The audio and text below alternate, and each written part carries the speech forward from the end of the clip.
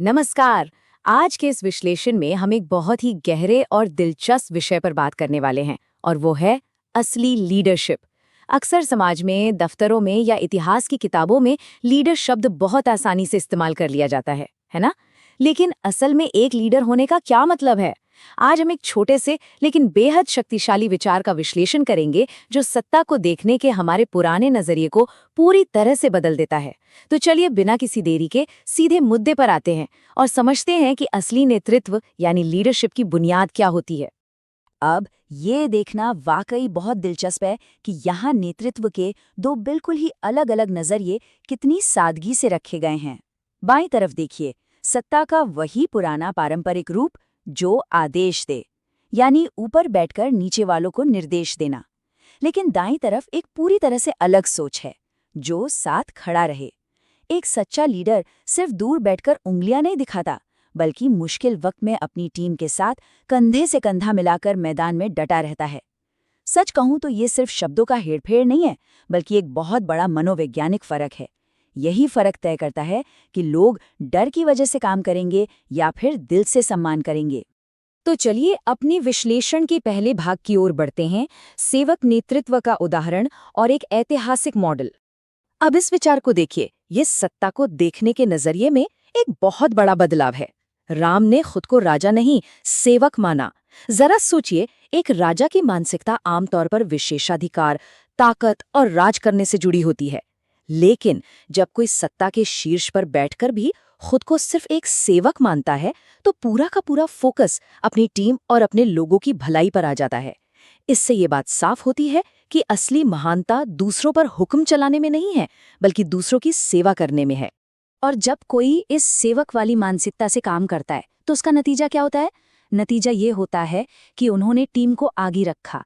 ये बहुत ही स्वाभाविक सी बात है। जब एक व्यक्ति खुद को सेवक मानता है, तो सफलता मिलने पर वो कभी भी सारा श्रेय खुद नहीं लेता। वो तुरंत अपनी टीम को आगे कर देता है। और जब कोई संकट आता है, तब एक सच्चा लीडर कभी पीछे नहीं छिपता, बल्कि जिम्मेदारी लेने के लिए सबसे आगे खड़ा हो जाता है। टीम को इस तरह आगे रखना ही असल में लोगों के दिलों में एक अटूट विश्वास और वफादारी पैदा करता है। इस ऐतिहासिक उदाहरण से एक बहुत ही स्पष्ट और शानदार निष्कर्ष निकलता है। वो ये कि लीडरशिप सिर्फ किसी पद, टाइटल या कुर्सी का नाम नहीं है। अगर हम इसे परिभाषित करें तो एक लीडर वो है जो टीम को हमेशा प्राथमिकता देता है, आदेश देने वाले किसी कठोर बॉस के बजाय एक सेवक के रूप में काम करता है और हर हाल में अपने लोगों के साथ खड़ा रहता है। ये परिभाषा हमें ये सोचने पर मजबूर कर देती है कि कई बार जिसे हम लीडरशिप समझ रहे होते हैं, क्या वो वाकई नेतृत्व है या फिर सिर्फ अपना अधिकार जताया जा रहा है। आगे बढ़ते हैं अपने दूसरे और अंतिम भाग की तरफ, बॉस बनाम लीडर, प्रबंधन का मूल्यांकन।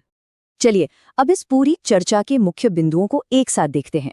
स्रोत सामग्री से हमें 3 मुख्य स्तंभ मिलते हैं जो एक सच्चे लीडर की पहचान है। पहला, साथ खड़ा रहना, यानी जब हालात मुश्किल हों तो टीम को उनके हाल पर न छोड़ना। दूसरा, सेवक की भावना। इसका मतलब है कि टीम को सफल होने के लिए जो भी संसाधन चाहिए वो उन्हें मुहैया कराना। और तीसरा, टीम को आगे रखना, मतलब अपने व्यक्तिगत अहंकार को पीछे छोड़कर सामूहिक सफलता को सबसे ऊपर रखना। यकीन मानिए, ये सिर्फ कोई किताबी या आदर्शवादी बातें नहीं हैं, बल्कि सफलता की एक बेहद प्रभावी रणनीति है। हमारा ये पूरा विश्लेषण हमें एक अंतिम और बहुत ही महत्वपूर्ण सवाल पर लाकर खड़ा कर देता है। सवाल ये है कि क्या हम बॉस की तरह व्यवहार करते हैं या एक लीडर की तरह? क्या हम सिर्फ आदेश देकर ये मान लेते हैं कि हमारा काम खत्म हो गया, या फिर हम लोगों के साथ खड़े होकर उन्हें सच में प्रेरित करते हैं? क्या हम जबरदस्ती सम्मान की मांग करते हैं या अपनी सेवा और समर्पण से उस सम्मान को अर्जित करते हैं? ये एक ऐसा सवाल है जिस पर हम सभी को गहराई से विचार करना चाहिए। इस विश्लेषण का हिस्सा बनने के लिए बहुत बहुत धन्यवाद।